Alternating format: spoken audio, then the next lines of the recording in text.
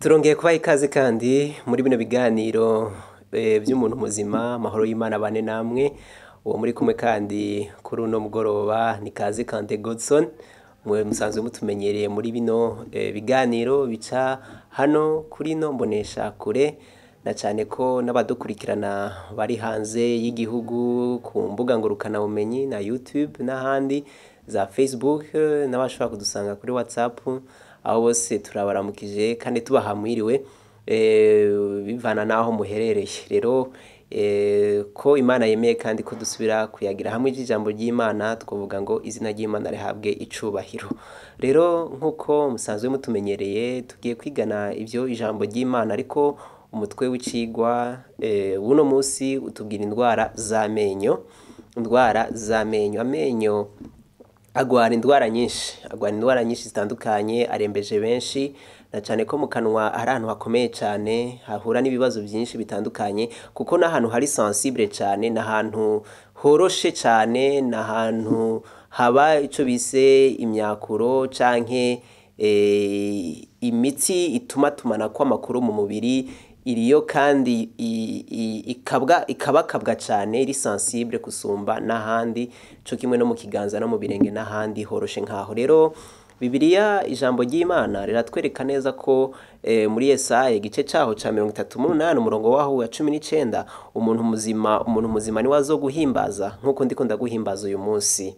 Umuntu muzima ni wazohimbaza Imana nkuko Yesaya yavuze yuko ariko arahimbaza uno munsi. Umuntu muzima nkuko twagiye tubivuga mu biganiro biheze, nuko ubwa mbere nuko abarangwa n'inkomezi, cyane cyane ubwonko bushobora kurinda ibibazo.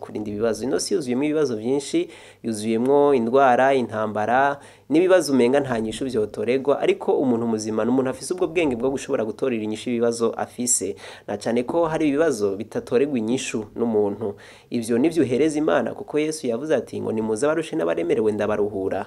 By'ukuri abantu ku isi bararemerewe, abantu bararushe, ariko benshi ntabwo umukiza arahari n'umuganga arahari, ni Yesu Kristo yemeye kwikorera imitwaro n'imiriho abantu baruhijwe hano mu isi. Niyo mpamvu ibibazo tutashobora kuronkera inyishu, genda usange Yesu wiherere mu cumba cawe, ari hafi yawe, kuko nko basoma mu gitabo c'Ivyakozwe n'Intumwa gice caho ca 17 batwereka neza ko Paulo ariko abwira ico gihe cyari muri Atena, yariko ahura n'abagirike, abastoicien n'aba epicurien, bari abafilozofe barigwa no mu mashure. Muzobisoma mu gice ca 17 c'Ivyakozwe n'Intumwa, aho yabwiza ati ngo umuntu wese, Imana ngo niyo yatandukanije abantu, ariko ibatandukanya ibagwiza mw'isi yose baragwira. Ariko yongera avuga neza yuko impamvu y'ivyo byose ni kugira ngo umuntu wese arondere Imana, narijya ko itari kure y'umuntu wese. Imana iri hafi yawe, gusa nuyambaze uyisabe irakumva.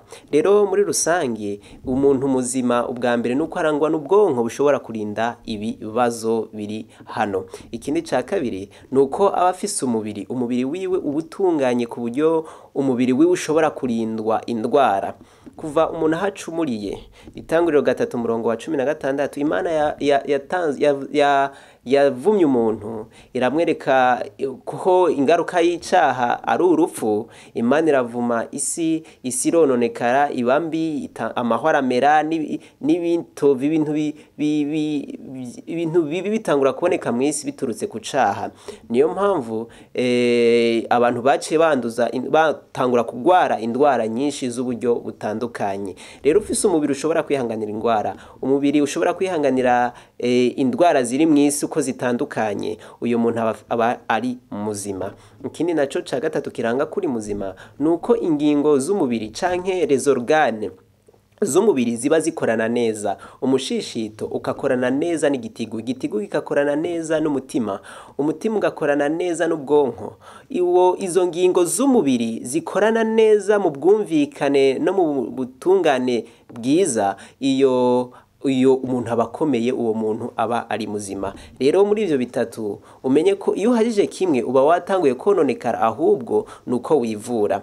Mu biganiro biheze twarababwiye ko nkuko Bibiliya bitubwira hari indwara z'uburyo butandukanye, gusa abantu ntabwo bamenya ko zivugwa mu buryo butandukanye. Hari indwara organique, ni indwara z'umubiri nkuko twayivuze zifata izo ngingo, zifata umushishito.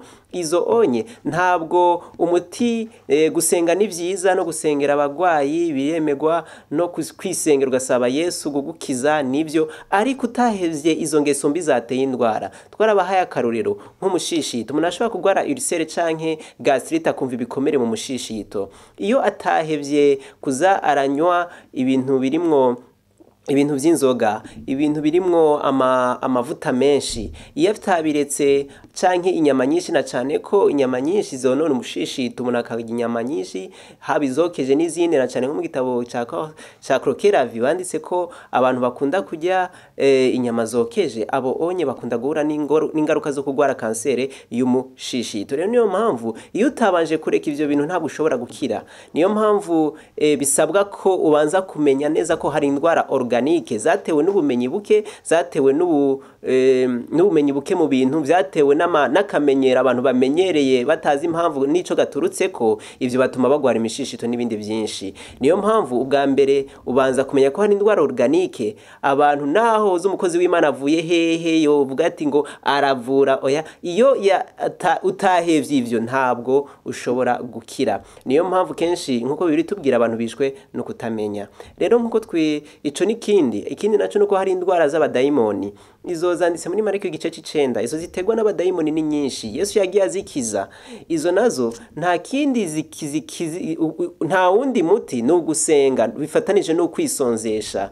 Muzi neza nko muri Mariko igice c'9 igihe abigishwa ba Yesu bagiye gukiza umuntu agwaye indwara z'amadayimoni, ibiranka kumuvamwe barananigwa ku buryo Yesu baje bamusanga Yesu baramubwira ati none ko vyatunaniye kuyisenda, arababwira ati nta kindi isendwa gusa no gusenga no kwisonzesha. Niyo mpamvu iyo umuntu izo ndwara zituruka ku badayimoni nta kindi nta wundi muti no gusenga no kwisonzesha, maze Yesu agakukiza muri iyo ndwara z'abadayimoni. Ikindi ca gatatu nuko hari indwara izi ni indwara zikunda gufata abantu ariko ziturutse ku ngaruka canke ku vyaha abantu baba bakoze. Ivyo navyo nta kindi ni kureka ivyaha ugasanga Yesu akagukiza icaha narijya, kuko hari indwara ziterwa n'ivyaha bitandukanye. Twovuga nka masturbation, ni icaha co kwisambanya. Ico giteza ingaruka nyinshi ku mubiri, na cane ko nko mu gitabo ca Conseil sur la conduite sexuelle, divorce, ni ico gitabo banditse neza ko abantu bakunda kugira masturbation bahura n'indwara nyinshi z'ubwoko butandukanye.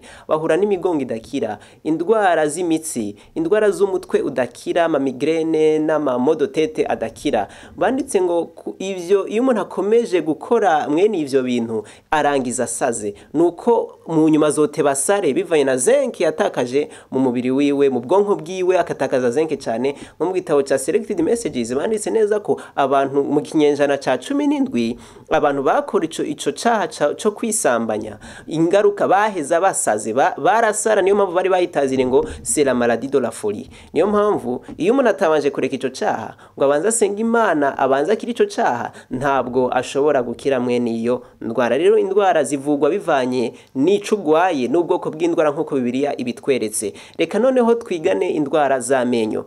Amenyo agwara indwara nyinshi zitandukanye. Twovuga neza ko mu muntu muzima akomeye neza agira amenyo 32, niyo menyo niyo abagizwe nayo, akanwa kaba kagizwe nayo menyo. Mu kanwa habamwo uburyo mu kanwa habamwo imigera canke amabakteri agera ku imarimwe ry'amate ririmwo imigera igera ku miliyoni 100 z'imigera canke amabakteri ari mu kanwa. Akanwa kose noneho muri rusangi kagira amabakteri agera ku miliyaridi 100, kandi izo bakteri zikaba ziri mu moko arenga 200. Niyo mpamvu akanwa karacafura cyane cyo kimwe nk'uko ikirenge gicafura niko no mu kanwa hazacafura. Niyo mpamvu kenshi abantu bakwiye kurinda akanwa kabo cyane bivanye n'ayo mabacteri. Mu kanwa hariho ibyo bise pH acide ku buryo usanga hakaze cyane na burya bushuhe buba mu kanwa cyane buradevelopa bugagwiza indwara bukagwiza amabacteri mu kanwa ku buryo hatera ingorane nyinshi. Niyo mpamvu abantu benshi usanga bagwaye mu kanwa. Hari abantu usanga amaze gukwiza imyaka 20 atazi brosadi carico. Hari umuntu ugasanga kwiyugumura ntavyo azi, imisi yose mwijoro ntabwo yiyugumura. Ivyo bikasanga niko kamenyero yamenyereye. Ivyo biteje indwara nyinshi z'amenyo nkuko tuza kubibona muri kino cigwa. Niyo mpamvu abantu b'Imana, mwumve abantu b'Imana muri ko muradukurikirana, musabwa ko murinda akanwa cyane kurusha n'ibindi. Rero ikintu reka tuvuge indwara noneho akanwa canke amenya akunda kugwara. Iya mbere niyo isanzwe izwi cyane kandi imenyerewe, niyo bise carie dentaire. Ni indwara irangwa no iryinyo rikirabura, hakaza ko agakushe kirabura. Ntabwo ritangura kirabura, habanza kuza kera uko umuntu akomeza bandanya gukora ibyo tuza kuvuga bitera ibyo, harateba akaza gakushe kirabura, ako kaje nk'iryinyo riteba rigatoboka. Rimaze gutoboka niho ryononekara, munakumva imisonga, kumva umunwa wabyimbye cyangwa akanwa kabyimbye. Ibyo biba bitewe na carie dentaire. Iyo igwaye abantu benshi ku isi, cyo kimwe nka rhume canke indwara z'inkorora, cyo kimwe na carie dentaire, ni indwara zirembeje abantu cyane muri kino gihe cacu. Ikindi naco nuko hari indi ndwara yitwa piore. Iyo nayo ikunda gufata abantu bakuze cyane bageze mu zabukuru, ariko n'abatoya barashobora kwigwara. Iyi nayo irangwa no gusokoroka kw'amenyo. Amenya gasokoroka mu nyuma amenya kazaravayo. Hari abantu usanga amenya akunda kuvamwo asohoka ari indya igumye, nta muntu akijya intete ngo azi yamenya acavayo, ikijumbu ntahekenya, bivanye nuko amenyo yiwe ntabwo akomeye ahubwo aza aravayo. Iyo rero ni indwara ikomeye ikunda gufata abantu bageze muri iyo myaka. Izo ziri mu rwego rw'indwara zitwa les maladies parodontales, zikunda gufata abantu bamaze kugera mu zabukuru n'abandi n'abajene canke abasore n'inkumi iyo bifashe nabi mwe bashobora kugwana mwe nizo ndwara. Ikindi naco gikunda gufata indwara ziri mu kanwa, indwara zifata akanwa cyane, ni mauvaise haleine canke kunuka mu kanwa. Hari abantu usanga banutse mu kanwa, akubwira ati je nama nibros ariko namanuka mu kanwa. Ni iki gituma nuka mu kanwa? Kandi mumenye ko abantu banuka mu kanwa ni ngorane bikomeye cyane, na cyane ko bishobora konona n'umubano n'ibindi byinshi. Basabwa kwivura mu buryo bukomeye cyane. Ibyo bigafatanywa n'ibindi byo kunuka ku mubiri byitwa gikakwe n'ibindi. Abantu usanga ugasanga n'umuntu mu bisanzwe anuka muri rusangi. Ibyo rero ni indwara abantu basabwa kuvugwa hakiri kare kugira ngo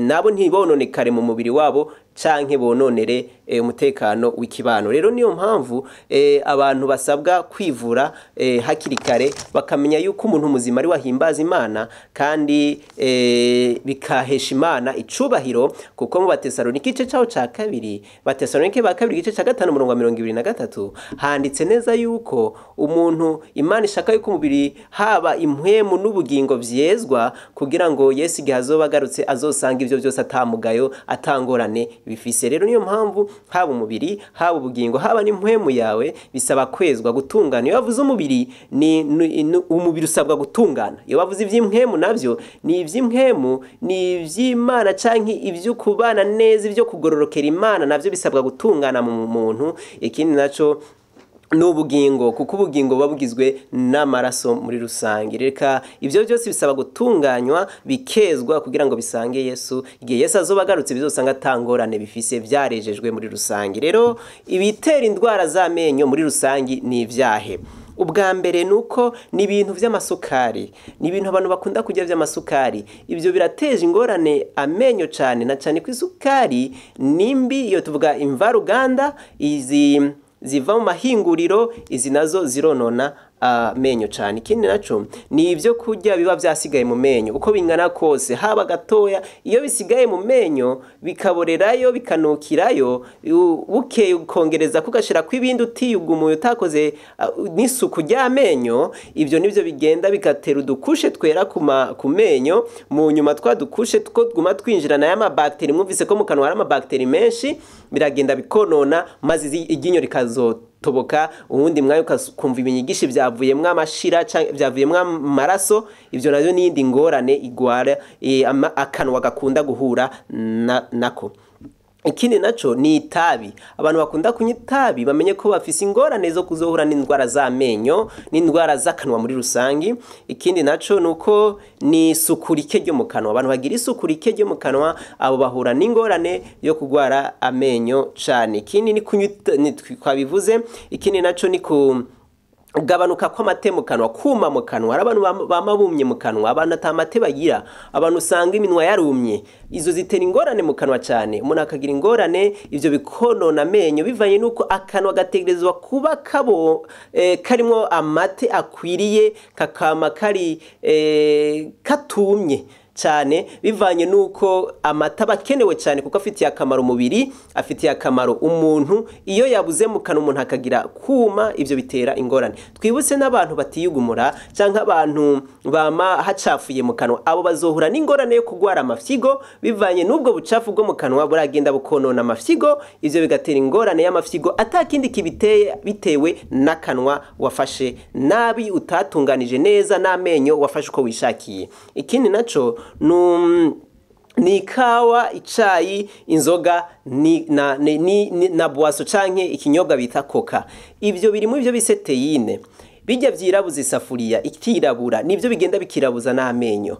Bijya bituma za kafeyine, za teyine, umwe n'ubwo burozi iyo wije mu menyo bukonona amenyo, amena agasigara yirabura, amenya agasigara yarononekaye, bivaye cyane nuko n'ivyo bintu abantu bakunda kunwa. Biramenyerewe mu kate na cayi, biramenyerewe kunywa icayi n'ibindi, ariko ivyo bigiye konona amenyo, amakari dentaire n'ibinyigishi biva amaraso, ibi amenya agasokoroka agati intumbero yari yahawe, bitewe n'ivyo bintu abantu bakunda kunwa. Twarabarangiye ivyayi vyiza, twarabarangiye za romare, twarabarangiye za time, twarabarangiye za amacayicayi, twarabarangiye mante. Ibi ni vyiza cyane kuko biza bivura bikanafasha mu gutunganya umubiri. Ivyo abantu baze baramenyera kubinwa bakabisubiriza vya bindi vyonona. Rero abantu baze bareka mwene ivyo binyobwa, na cyane na Coca-Cola nayo nimwe cocaine, iyo nayo n'urugero rutoya rwa kafeyine, ivyo vyonona umubiri w'umuntu. Rero ivyo bironona akanwa. Ikindi naco ni imiti myinshi abantu banywa, cyane cyane ama hypertenseur, bisigura ni imiti ifasha umutima. Iyo nayo abantu bakunda kuyinywa kenshi, na cyane ko benshi baca bagira dependance, kubera ko nko kwa muganga usanga imiti usanga nyene bisabwa kuyinywa cyane n'ubuzima bwawe bwose kuri bamwe, ivyo bigatuma bashobora guhura n'ingorane zo kugwara indwara z'amenyo. Ikindi naco mwumve ko ivyo nivyo cyane bitera mwe nizo ndwara z'amenyo twagiye tuvuga. Ikindi treatment canke umuti ukuntu wotunganya akanwa kawe kugira ngo mwe ukire mwe nizo ndwara. Bantu bumve neza ko indwara z'amenyo ni indwara zoroshe no kuvura, kuko iyo umuntu afashe bimwe tuza kuvuga hano akabifata vy'ukuri nkuko tuza kubivuga, nta nkeka arakira, kuko bimaze gufasha benshi. Hari n'intaye nyinshi by'abantu bamaze gukira bakizwe atakindi kibakijije, ari ibintu abantu basanzwe bamenyereye ariko bakwiye gufata mu buryo bwiza. Ikindi naco mu byo ufasha kugira umuntu atunganya akanwa kiwe neza, n'amenyo yiwe akomere ntagire ingorane. Ubwa mbere no kwiyugumira igihe cyose umuntu ahejeje gufungura, igihe cyose ahejeje gufungura, haba mu gatondo, haba saa sita, haba no ku mugoroba, ivyo ubanza uce wibrosa, wiyugumura neza. Wiyugumura ukoresheje iki? Meilleur dentifrice canke umuti w'amenyo mwiza usumba n'uyundi ni bumba, na cyane ko ryavere, ariko kugibrosesha pana misi yose, ahubwo uyibroshe rimwe na rimwe gakeya, nka kabiri mu ndwi, apana misi yose, bivanye nuko kuyikoresha kenshi nabwo ntabwo vyemewe. Ahubwo no gukoresha arowe cyane ariko mu buryo naturere ukaza urayibrosesha birarinda akanwa. Iyo ni nziza cyane cyane cyane n'abashobora gukoresha amakorogate avuye muri ayo maproduit cyane cyane nka Aro n'izindi birafasha cyane amenyo gusumba izindi. Ikindi naco ni igihe byansi urashobora gukoresha akanyuzi bitwa gatoya kaswa fil de soie gashobora gufasha cyane iyo umuntu hagati y'iryinyo n'irindi akakuraho ubucafu bwo buri hagati. Ikindi naco ni kwirinda bimwe twavuga amabombo, amagato, amashokora, amasukari, imikate yera. Iyi mikate yera canke ibivuye muri farine blanche niyo nayo niri mu bintu vya mbere vyononya amenyo, ibinyigishi biva amaraso n'amenyo agasokoroka bitewe n'imikate n'ibitumbura bivuye mu farine yera. Abantu babigabanye ariko kandi banabireke kugira ngo bafate nk'imikate y'ingano n'ibindi kugira ngo bibafashe amenyo atunganye neza. Abantu barya imikate cyane n'ibitumbura byinshi bitege amenyo ko ashobora kugwara n'ibinyigishi bikava amaraso maze amenyo agatangura gusokoroka, amenyo akononekara. Ikindi naco ni grignoter entre les repas. N'abantu bakunda kujya hagati y'ingaburo n'iyindi kujyagagura. Ivyo vyononya amenyo cyane ku buryo bukomeye cyane hagati y'ingaburo n'iyindi, agakaranga, akagori, utuntu twose akamaterera mu kanwa buri gihe buri kanya. Ivyo navyo vyononye akanwa, vyononya amenyo cyane. Kine naco ni n'abantu bagira ibintu by'amasukari bifata mu menyo nk'amabombo, amasusete twari twabivuze.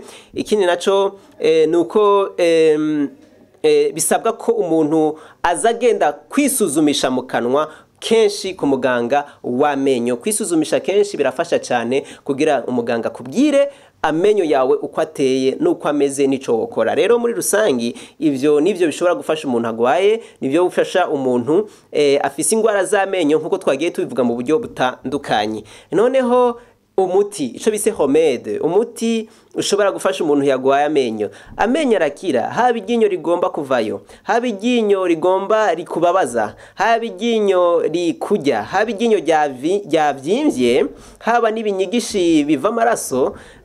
Umuti basaba gufata urakurikira n'uyu. Ubwa mbere iyo rikujya ni gusekura tungurusumu nziza cyane cyane zimwe zikaze, ukayisekura neza ukayishira mu ryinyo ririko rirakujya. Ubu kuribwa bica bihera n'abanka ugasanga na muntu nta nitira ronka akironka bivanye n'iryinyo riko riramujya. Iyo ushizemo tungurusumu ububabare n'uburibwe burahagarara. Ico ni cambere. Iyo ryavyimbye nk'iryinyo urashobora gukoresha tungurusumu ariko kongerako n'amakara igihe akanwa hari igihe iryinyo canke ibinyigishi bivyimba canke itama rikavyimba bitewe n'amenyo. Ushobora gukoresha amakara ifu y'amakara. Iyo ifu y'amakara y'umukaratusi mwiza irafasha amenyo cyane, ukarihomeka ku ryinyo ryababaye canke ryagwaye maze bikamarako iminota 30. Ivyo biragenda ukabikora 3 ku munsi. Iryinyo hahandi havyimbye haravyimbuka maze iryinyo rigasubira kuma neza, imisonga igahera ikagabanuka igahera ku buryo umuntu asigara ameze neza. Rero muri rusangi umuti mwiza ushobora gutuma iryinyo rishobora kwivanamwo ryonye n'ubwaryo canke rikaguma ari ryo kuguma ari ryo gusokoroka rikikavamwo. Ushobora gukoresha umuti ukurikira. Ubwa mbere nuko ushobora gufata ibumba, ushobora gufata ibumba ry'ugwatsi rutoto.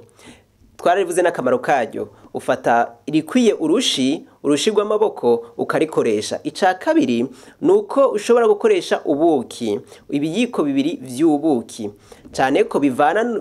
Iyo ari urushi guzuye ibumba ukoresha ibiyiko 2 bigera kuri 3 vy'ubuki. Ica gatatu nuko ufata itungurusumu iteke ryose bariko nk'ubuguse bugera kuri 15 bugera kuri 20 ukabusekura neza, maze kubusekura bwanoze neza urabukanya neza, ugakanyira kuri rya bumba wavanze n'ubuki, ukabivanga neza, ukabivanga neza. Umaze kubivanga uratubumba neza, ukatubumba ukagira kabule nka kujya tubule kamwe 2 bivana n'urugero wakoresheje. Maze utwo nitwuzura nunuriza mu ryinyo ryagwaye, uraginunuriza mu ryinyo ryagwaye. Na cyane ko ushobora kutwanikira tukuma tukamera neza nk'utuntu tw'utubule cyangwa utuntu two kununuza, ukatununuriza mu ryinyo ryagwaye. Ibi ukabikora 3 wikurikiranya buri munsi.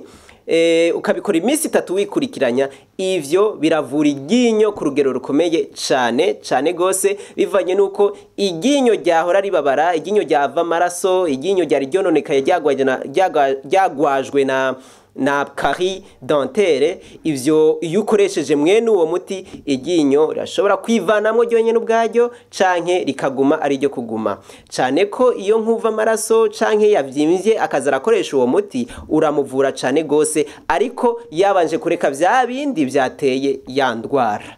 Rero muri rusangi uwo niwo muti w'amenyo, niyo miti y'amenyo bimaze kuvura benshi, bimaze gukiza benshi, kandi benshi barakize, navyo tubishimira Imana. Rero muri rusangi niwo muti w'amenyo. Ikindi naco twababwiye abantu bakunze kugwara cyane ni mauvaise haleine, ni kunuka mu kanwa. Hari abantu banuka mu kanwa bagasohora odeur canke itari nziza.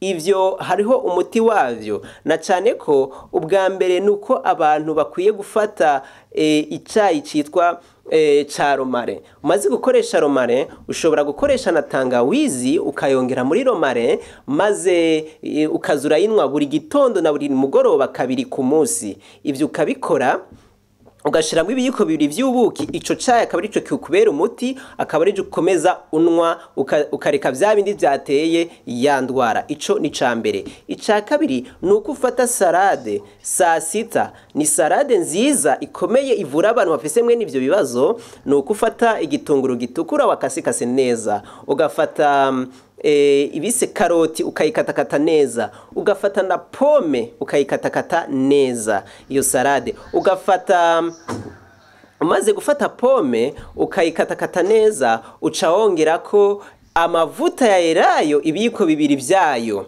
y'amavuta ya elayo. Ako kasalade uragafungura saa sita ukagafungura imbere yuko ufata ibindi bifungurwa byose, ukabanza ukagatangurirako, maze ugahereza ku zindi fungurwa. Ivyo ubikora iminsi ine wikurikiranye, ukabikora ukwezi kose. Ariko na kandi ukomeza ufata na ya romare, ugakomeza ufata irimo tangawizi washizemo n'ubuki, ukayifata mu gatondo no ku mugoroba, vyongeye ugafata nako gasalade karimo ivyo twababwiye. Ivyo biragutunganiriza ca gikorwa, biragutunganiriza akanwa kawe kakamera neza, kakamota neza, vya bibazo bigahera vyo kunuka mu kanwa. Rero uwo niwe muti, ariko waretse na vya bindi bitera ya ndwara, ukaza wibrosa buri gihe cyose uhejeje gufungura, ukaza unywa romare n'amazi. Ivyo navyo biragufasha cyane kugira ngo ushobore gukira mwe nizo ndwara. Rero bantu b'Imana mwariko muradukurikirana, mumenye neza yuko umuntu muzima ni wazohimbaza Imana. Mumenye yuko mukwiye kwivura,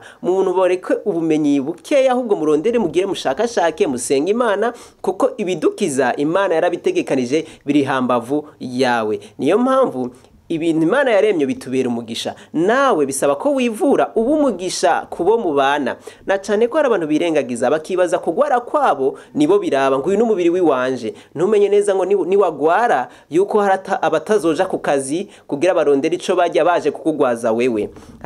Abavyeyi bawe canke abo mubana bazohangayika mu kukugwaza.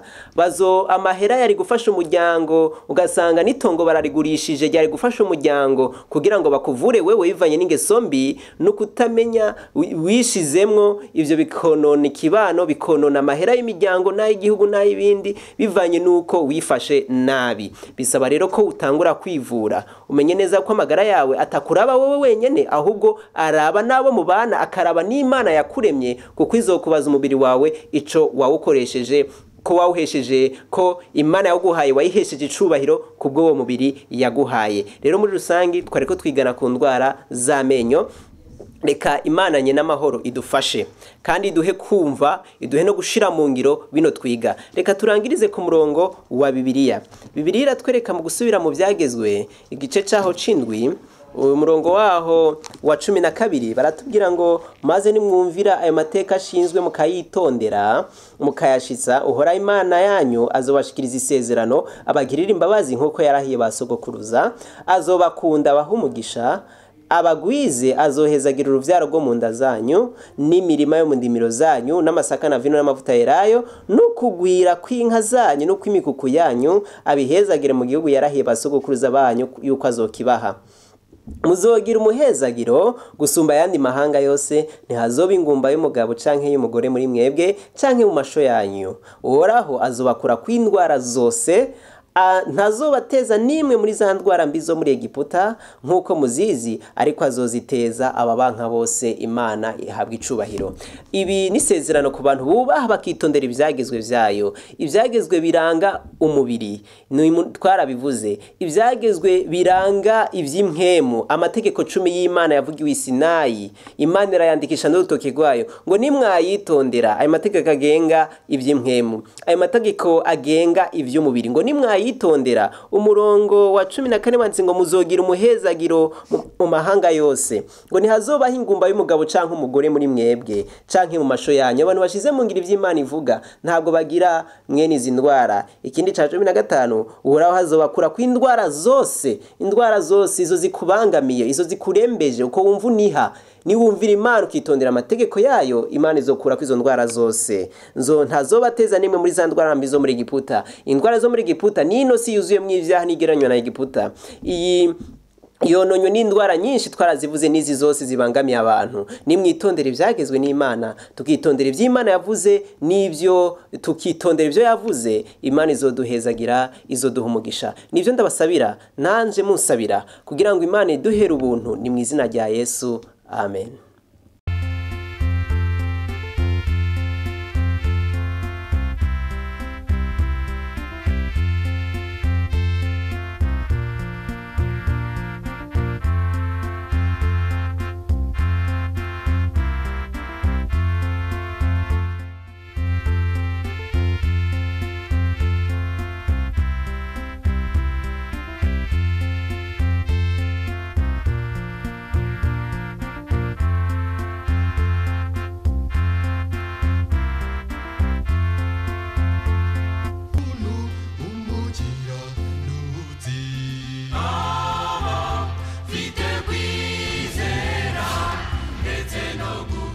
Shama